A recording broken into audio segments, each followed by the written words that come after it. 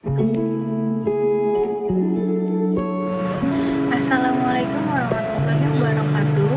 Saya Nisa Puratulaini dari program studi Sejarah Peradaban Islam.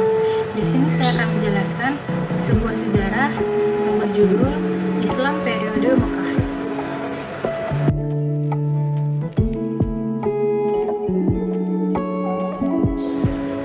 Jadi yang pertama ada Arab sebelum Islam.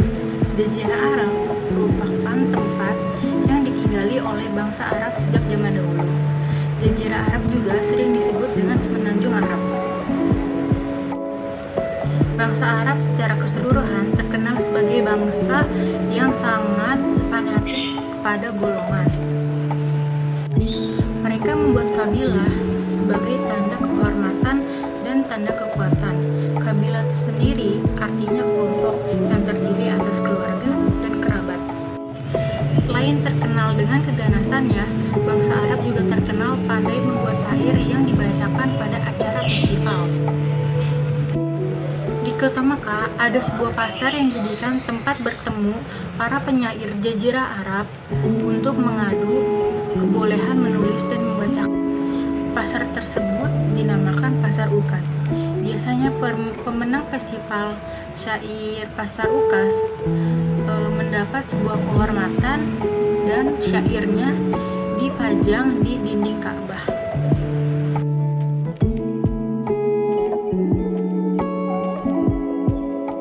Dalam hal agama, bangsa Arab awalnya adalah sebuah pengikut Nabi Ibrahim. Namun, dengan berjalannya waktu, ajaran tauhid yang disebarkan oleh Nabi Ibrahim lama-kelamaan memudar. Bangsa Arab mulai meninggalkan ajaran tauhid yang diajarkan oleh Nabi Ibrahim dan menggantinya dengan menyembah sebuah berhala yang dibuat dari batu. Mereka mempunyai 4 berhala, di mana mereka menganggap sebuah berhala tersebut sebagai Tuhannya.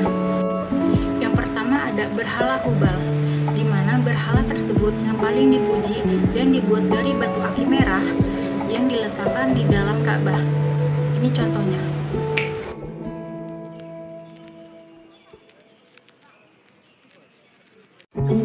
Yang kedua ada berhala Uja. Berhala tersebut ada setelah berhala Hubal yang diletakkan di Hejah. Ini dia contohnya.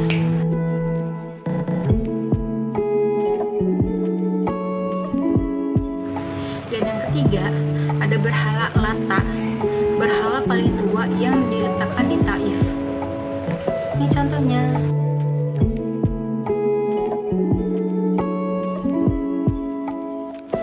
Dan yang terakhir adalah berhala Manat, berhala keempat yang diletakkan di kota Yasrib. Ini dia contohnya.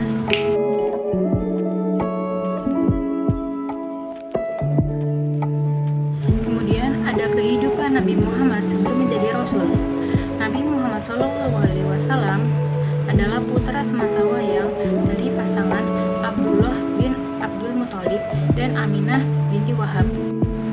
Silsilah Nabi Muhammad SAW bermuara pada Nabi Ismail, putra Nabi Ibrahim. Kelahiran Nabi Muhammad SAW terjadi pada hari Senin, tanggal 12 Rabiul Awal tahun Gajah, bertepatan pada tanggal 20 April 571 Masehi.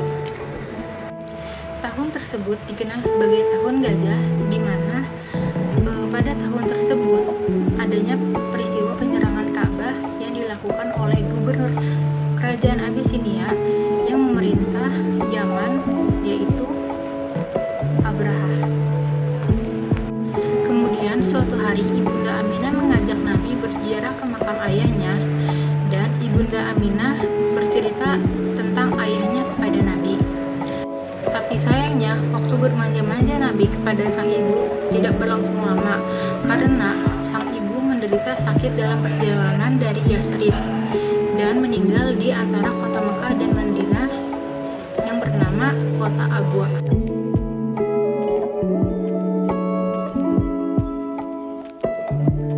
Kemudian ada peristiwa perompakan Ka'bah.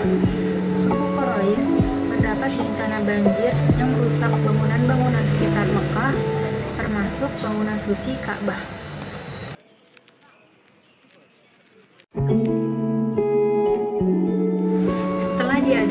bermusyawarah, para kepala suku sepakat untuk merenovasi Ka'bah, dan setiap suku mendapatkan jatah membangun satu sisi Ka'bah. Mereka pun bahu-membahu untuk membangun rumah suci peninggalan Nabi Ibrahim tersebut. Ketika bangunan Ka'bah sudah selesai dibangun, terjadilah perselisihan sengit antara keempat suku yang berpengaruh di Mekah. Masing-masing suku bersikeras ingin memindahkan batu suci Hajar Aswad ke tempat semula. Setelah mengetahui perkara yang terjadi antara pemuka suku Quraisy berkenaan dengan Hajar Aswad, Nabi Muhammad mengambil sehelai kain putih dan menaruh batu suci tersebut di atas kain putih tersebut, dan meminta untuk keempat orang pemuka suku Quraisy mengangkatnya ke Hajar Aswad. Nabi sendiri yang meletakkan batu hitam tersebut yang berasal dari surga ke tempat asalnya.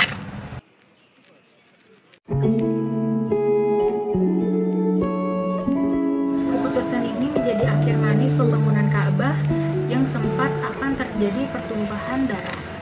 Wahyu pertama dan kerasulan Nabi Muhammad SAW.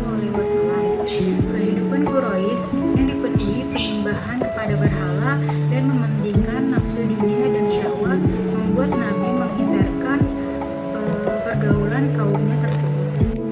Menjelang usianya yang ke-40, beliau bertahan menjauhkan diri dari pengaruh buruk penyembahan berhala di Gua Hira yang bertepatan di Jabal Nur.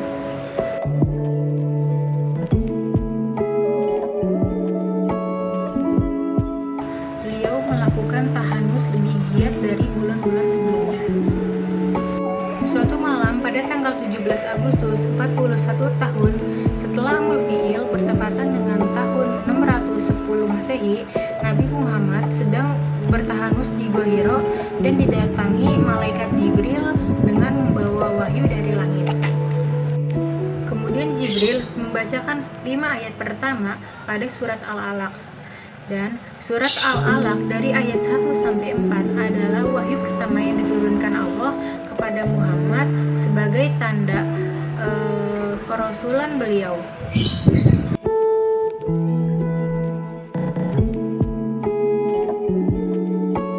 Oleh karena itu, mulai saat mendapatkan wahyu sampai akhir zaman, Nabi Muhammad diangkat oleh Allah Subhanahu wa Ta'ala sebagai nabi akhir.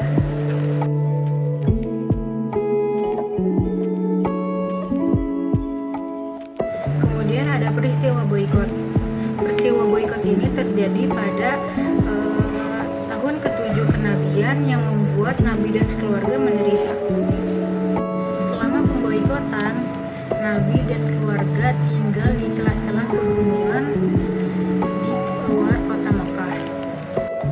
Penderitaan yang dialami Nabi dan keluarga sama sekali tidak meruntuhkan niat beliau untuk menyebarkan agama tauhid di kalangan manusia.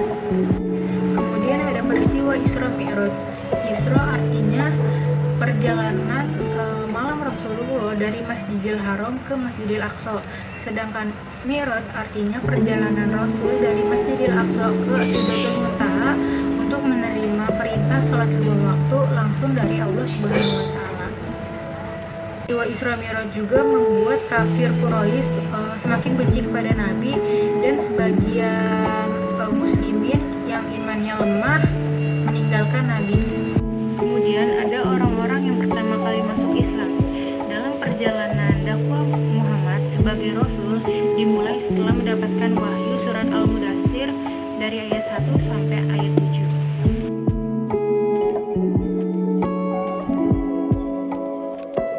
Kemudian beliau dihadapkan dengan masalah yang sangat besar, yaitu mengajak umat manusia mempelajari ilmu tauhid, di mana pada saat itu manusia sudah sangat gelap dalam segala hal yang berkaitan dengan ilmu tauhid. Dengan cara pendekatan, Rasulullah mengajak saudara dan teman-temannya untuk menjauhi penyembahan berhala tersebut dan beralih untuk menyembah Tuhan Yang Maha Esa. Sayyidah Khadijah merupakan wanita sekaligus orang pertama yang memasuki Islam. Sebagai seorang istri, beliau tidak ragu sama sekali apa yang disampaikan Nabi Muhammad SAW. Dari kalangan anak-anak, Ali bin Abi Thalib yang tinggal bersama Nabi menyatakan keimanannya bahwa tiada Tuhan selain Allah dan Nabi adalah Rasulullah. Pada golongan hamba sahaya, Zaid bin Haritsah merupakan orang pertama yang masuk Islam dan disusul oleh Ummu Aiman merupakan pengasuh Nabi ketika kecil. Kemudian ada sahabat karib Nabi yang bernama Abu Bakar bin Abi Quhafa dari kabilah Taim, merupakan pria pertama yang masuk Islam. Di dakwah Islam secara sembunyi-sembunyi ini menghasilkan kurang lebih 39 orang penduduk Mekah yang berikrar sebagai muslim, menyembah satu Tuhan yang sama yaitu Allah Subhanahu wa taala dan mengakui bahwa Nabi Muhammad adalah Rasulullah. Mereka melaksanakan syariat Islam ini secara bersembunyi-sembunyi karena masih sebagai kelompok minoritas dibandingkan para penyembah berhala. Kemudian ada rintangan dakwah di Mekah. Rintangan pertama yang didapat Rasulullah dalam menjalankan amanah Allah yaitu mengajak umat manusia untuk memeluk agama tauhid datang dari pamannya sendiri Abu Lahab.